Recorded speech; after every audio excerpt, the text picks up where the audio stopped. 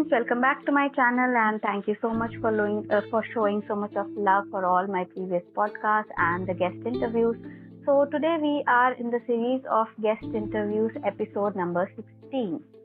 So yes friends, we all know doctors are the true superheroes who valiantly fight our battles every single day. And after the entire this pandemic thing, our respect towards doctors and all the helpers from this field has increased immensely. And also the entire medical fraternity was appreciated by Gujarat High Court, and they even declared that doctors are the personification of God on earth. And as Spider-Man rightly said, with great power comes great responsibility. So it's, I think, not at all an easy job to become a doctor, because maybe for others, they start studying, if suppose any graduation, maybe after 11th, 12th, they start preparing, and hardly 4 or 5 years, they finish their course, they get into job, they start earning, and they get settled. But when it comes to become a doctor, their journey starts from grade 11, or even these days they're starting earlier, and it continues till the end, because till the time there are new diseases, new infections, new variants coming up, doctors have to keep updating themselves with new medicines, new remedies, new ways to cure the people. So yes friends, to discuss about all such things, today our guest is Miss Saloni Tiwari, who has completed her 4.5 years of MBBS and 1 year of internship from Rajiv Gandhi University, Raichur. And today we will be discussing with her about her journey towards this, what she has achieved till now, and she will be telling us all the motivational and the inspirational things which will be helpful for the children who are aiming to become a doctor. Hi Saloni, welcome to my channel. Hi, thank you so much. Yes, so as the routine question goes, what made you to choose your medical field? Like, why not any other? What motivated to come towards this side? I don't know. I think ever since I was a child, the only game I used to play was Doctor, and I think since childhood I had this thing fixated in my health that I want to help people. And yeah, also my parents were very much interested that one of their children should be a doctor. So Right. I think it suited me the best. So yeah, so like the childhood passion, because actually if your profession and your passion are same, it's actually amazing thing to do. Yeah. So yeah, and then as I mentioned, the preparations these days are starting too early, like even from 6th, 7th, 8th, the children are starting. So when did you start your preparations? I think 6th and 7th is too early to start preparations. Exactly. Yeah. And it creates unnecessary burden on the children. I think I started my preparations right from 11th standard. And I think that is sufficient and enough to crack NEET UG, and it is totally unnecessary to create unnecessary burden on the children, making them prepare from 6th standard, 8th standard. It is too much. Correct. And I mean, to keep them focused and then joining them to extra coaching other than the school burden. Exactly. Correct. So yeah, I mean till 10th, not till 10th, but yeah, in 10th obviously you would have followed a strict schedule, routine and all for the board exams. But what different, changes did you bring in your routine once you got into your 11th grade? Like when you were like, okay, now I have to focus more towards my medical entrance exams. What changes did you bring in your routine, like your timetable, your schedule? So I had joined a integrated college that was associated with Akash Institute. Yeah. And so my college timings were pretty normal, like from 8 to 4 o'clock. And we used to cover most of the portion there only. After coming back, I just used to, freshen up a little, relax my mind a little and get to work again. So I think the amount of studies I did in 10th standard was nowhere compared to what I did for preparations. So meanwhile, like what used to be your rest time? Like what you like doing most when you wanted to take a break or some rest or entertainment? I think anything that relaxes the mind is very, very necessary during this time, because Right. you already have so much mental pressure and burden that you have to relax your mind so that you can grasp things easily. So for Mm-hmm. me, music used to do wonders. I used to listen to a lot of music whenever I had to relax my mind, and probably Okay. a walk in the nature at night. So that helped me a lot to stay focused. Right, right. So you even had friends along with you, right? When you are going to the college. So I think there will be a kind of group motivation also. Like, Exactly. yeah. So even you'll be talking to your friends and also how they are preparing and all, right? So Yeah, any and particular, yeah. talking to the friends also, it used to be a really good stress buster, because you can actually share your whatever you are feeling with them. Things you can't share with your parents, you can share with your friends, because they are going through the same time, same Same, yeah, same journey they are going through. exactly. So if you have some friends with you or along with you doing the preparation, it becomes a little bit easier on you. Right, right. So, any particular difficulties or low moments that you faced during your this journey, like your 11th and 12th grade, when you thought that maybe I shouldn't have taken this, or how am I going to crack this? Any such memories that you have? Yeah, so we used to go to Akash Institute, and they used to Mm-hmm. have these grand tests, and they used to have these weekly tests. And so initially, I think it went on for like a year, but whenever I used to give that test, I used to get terrible marks. Like I used to score very low marks, and Hmm. that used to demotivate a little. Like, am I really be doing this, and is this the right thing for me to do, because I'm not able to score?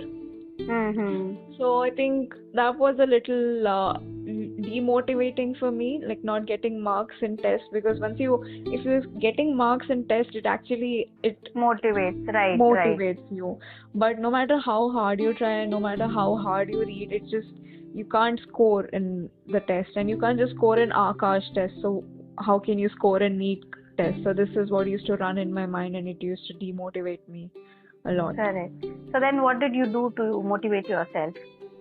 I think I just kept being consistent. I was consistent all through, Mm-hmm. and I just kept reading, because that is all that I could do. I didn't have any other option. Now that I'm in this, I have to do this.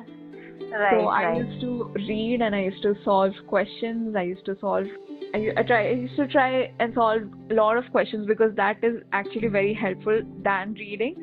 So this was a trick taught to me by my dad. Mm-hmm. So I used to solve questions, and I think from there my marks started improving a little. Right. So it's just like giving your best and leave the rest. That's I think the best Exactly. thing to follow. Yes. Correct, correct. So what happened after your 12th? Like once you gave your NEET exam, so what were the next steps that you took? Were you like sure about which college you wanted to go, or were there some steps that you followed the process? No, I think in the second round I got allotted this college that I studied from, Mm-hmm. and I thought, like, whatever I'm getting, I should just be thankful and take it. I Yeah. didn't go on exploring more options, because I didn't want to risk my admission. Mm-hmm. So I just took the college, and I was actually satisfied with it. Nice, nice. So were you alone in this college when you entered, or were there any of your friends also joining along with you? No, I was completely alone. The language was totally different. I came from Maharashtra, I came to Karnataka, and I didn't know the language. Right. And everything was completely different, but it was interesting. So now you have learned the language as well. Oh yeah, we had to learn the language. Actually, I mean, in your profession for doctors, I think it's even more important to know many local languages, right? So that you Yeah. can treat the people who are from, I mean, the local areas or even from any other states or anywhere. I think knowing most of the Indian languages will be very helpful. Yeah, that is actually very necessary, because once you can talk in the language that patient is comfortable with, they can more openly tell you the problems that they are Correct. facing or the symptoms that they are having. So it becomes easier on your part to diagnose the disease. Correct, So correct. it really is helpful learning the language. Right.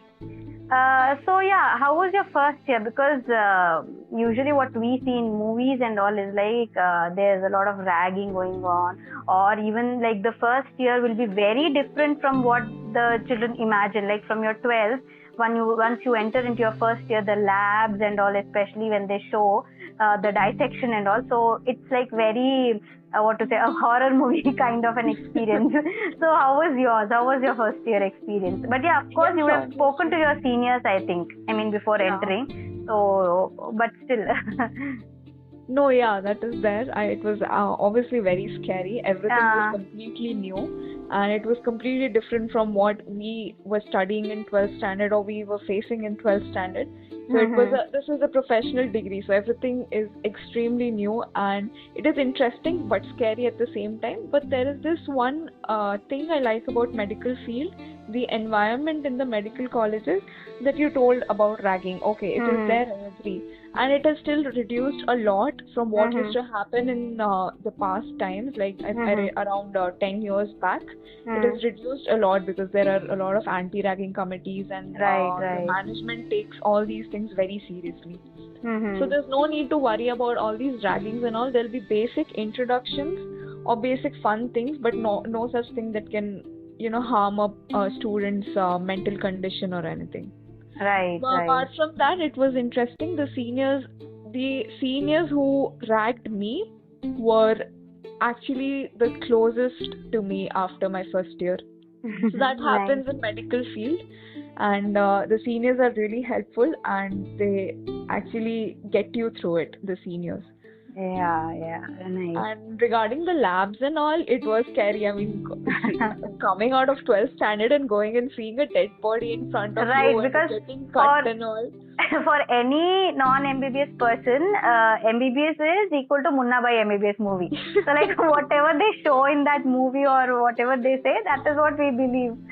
So it's like the first experience when you see a body or anything. Any real life case also, sometimes like even I've seen a series called Grey's Anatomy. So in that also they show like suddenly if there is no senior doctor available, so the responsibility comes on the students, at least for the initial checkups and all. So how is it like the real life experience? Because when people deal with machines or any other thing related to art and craft also, even if there is some mistake or fumble or anything anywhere, it's manageable. I mean, nothing so harmful or loss over there. But here, when you are dealing with a living organism or a living being, so how is that? So right from our MBBS days, right from our studying days, we've been taught the basic things that are necessary to, in an emergency case, just to make sure that the patient stays alive. So we are taught those CPR, we are taught multiple things that if in emergency and if there are no senior doctors around, we can at least perform the basic life-saving activities just so that the patient doesn't collapse. And that is all our job is.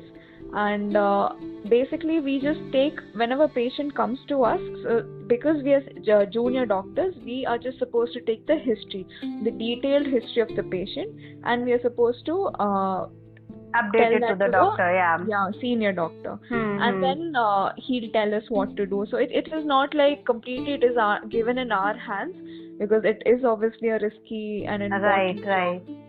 So it's not like we are given the whole and sole responsibility of the patient. We just act like a mediator between the senior doctor and the patient. Apart from that, the basic life-saving activities we've been taught. So actually like to normalize the people. I mean, when they're in a panic situation, just to make them calm. Until the senior doctor comes, we can just stabilize the patient.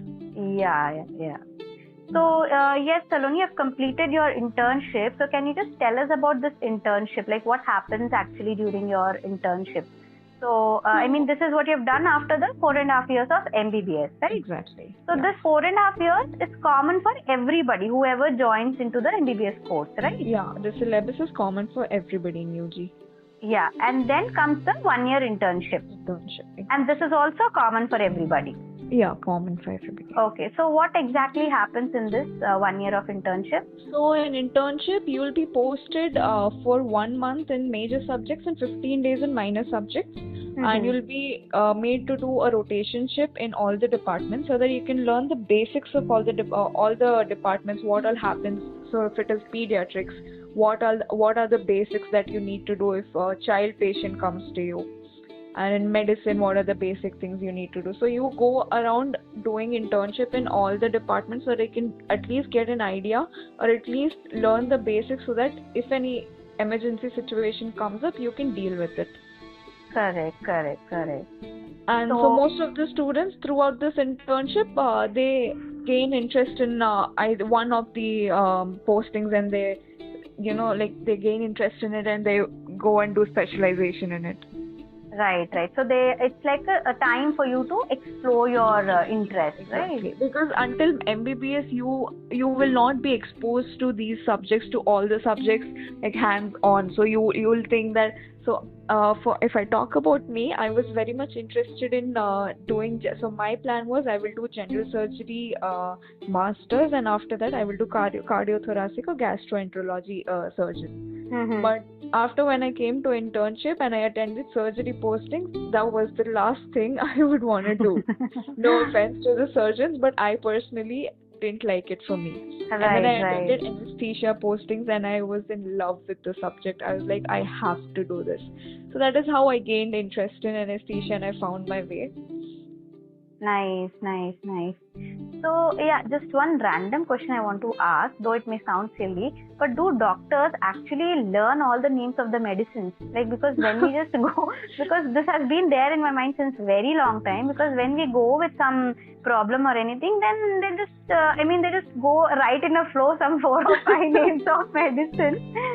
So I just want to know, like, how do you guys keep such a big storage in your, in your internal storage? Like, how do you guys store so much of names of medicines? So here's the thing that not many people know.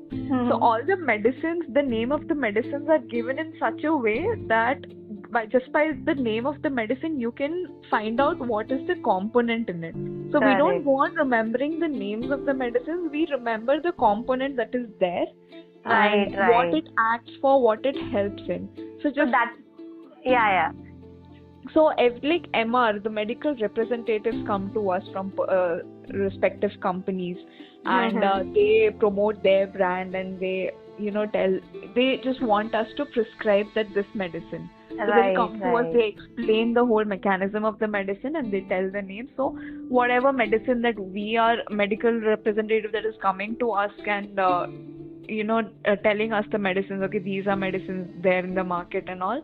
So we prescribe those. So it is different for different doctors because obviously different medical representatives. Right. So which one? So I think that is what happens when the doctor just writes the name of that like you mentioned, there's a compound present in the medicine, because we think that is the name of the medicine, and when we go to the medical shop, the person says this is the same medicine what doctor has given, but the name is different. So we're like, no, we want the same thing that the doctor has prescribed. So I think so that happens there, I think. There's no issue in taking brands from different companies unless the composition of the medicine is same. Correct. So whatever MG, whatever they refer, so that should be same. Yeah. Other than MG, that, so other than that, everything is same. But still, actually, many people have the thing that what doctor has mentioned, that company, that brand will work much better than what the medical shop person has given, because he is not a doctor. Yeah, this psychology will be there for many people. I've also come across some people like that. But there's no issue. There's completely no issue in taking. Because I myself personally have gone back to the doctor and asked again, this person is giving me this medicine, should I take this or not? Because the one you mentioned is not available. So then the doctor was, fine, you can take that. Okay. So done with my biggest doubt.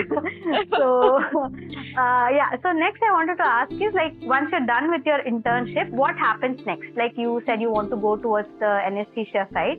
So now the children, whatever they select after their internship, they have to go search for the colleges which provide that particular course, or you can continue in your college.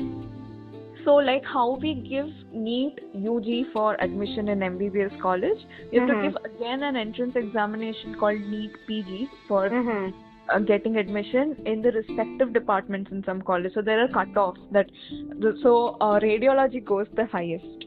Radiology goes for the highest marks. So whoever is getting the highest marks, and if they want to opt for radiology, they'll get. People who've scored lower marks, they won't get radiology if it is not in their cutoff limits. Okay. So it is dependent on the score what you get. Okay. So another thing is this NEET PG that you mentioned. Again, the syllabus for this is going to be the same for everybody, right? Yeah, same for it has got nothing to do with the specialization that you want to choose. I mean, they're not going to ask any particular questions about your specialization that you want to choose. No, it will be common subject that you've studied for 4.5 years. All the 19 subjects that have been studied in MBBS, UG is the syllabus for NEET PG. Common for everyone. Okay. So that is what you have to prepare and you have to give next. Yeah. Okay, so you have a time limit, like after your internship, within 1 year you have to give this exam, or you can take your time? You can take your time, you can take drops, you can take long term and prepare for it, and if you're not getting a score for the specialization that you desire, you can just take a year drop and prepare again and give next year. But it is obviously, it is better to take either you get in first or maximum second time, because again MBBS and medical field is such a huge field that it takes a lot of time. So the more you delay getting into the PG, the more you're going to delay your settlement, because after that there are so many things to do even after PG. Some people go for super specialization, some people go for consultancy, so there are very huge number of options after PG also. So it is going to take a lot of time for you to settle. So it's better you get into PG fast so that you can go with the flow and get everything done. And also it will be fresh in your mind just out of your internship. Yes. Correct. And yes, Saloni, I think recently we just saw in the news regarding this called as cancel NEET. They are saying cancel NEET 2024 because I think the question paper got leaked and the students are demanding re-exam for this. So what would you want to say about this? Like how the kids, those who have actually genuinely studied and prepared and given their exams, how are they going to face such a situation? I mean, it is a huge loss for them, and the biggest thing is it takes a toll on them mentally, because it is such a stressful time of your life to give an national level entrance examination. It is a very stressful time, and going through that phase again, it is just because the students who have studied genuinely, they've put genuine efforts, they are at loss because they have to go through all that again, and you never know, this might happen again. Correct. And it actually makes a huge difference even in the rankings and scores. So it matters a lot actually. This shouldn't have happened. Yeah. But let's see what happens. Correct. So so let's conclude with any of the tips that you would want to give to the students who are preparing, or any mistakes that you would want to tell which generally the students make, either from be it their 11th grade or after 12th, or like you mentioned after their internship. What are the common mistakes, or maybe how they deviate from their path? So the people who are preparing for UG, and especially the ones who have taken a long term or taken a drop, that is actually a very stressful phase and it can take a toll on you mentally. So I would suggest most of them to stay calm and be consistent. And NCERT textbooks, what you get for 11th and 12th CBSE board, NCERT textbook is more than enough for NEET UG. You don't need to go out of the books to study and gain extra knowledge, because it is just extra burden and not required. Whatever comes in NEET UG comes from NCERT textbooks only. And the number of questions they solve, it is going to make a huge difference in their marks. So I suggest them to solve questions every day, at least 50 to 100 questions every day for physics, chemistry, and biology. That is going to help them more than anything else can. And I think the biggest mistake that people make in their internship, the similar mistake that I made, was internship is such a free time that you forget your goals. You just lose focus of studying and you just get into enjoying with your friends, because this 1 year of time is the last you're gonna get in the medical field for you to enjoy.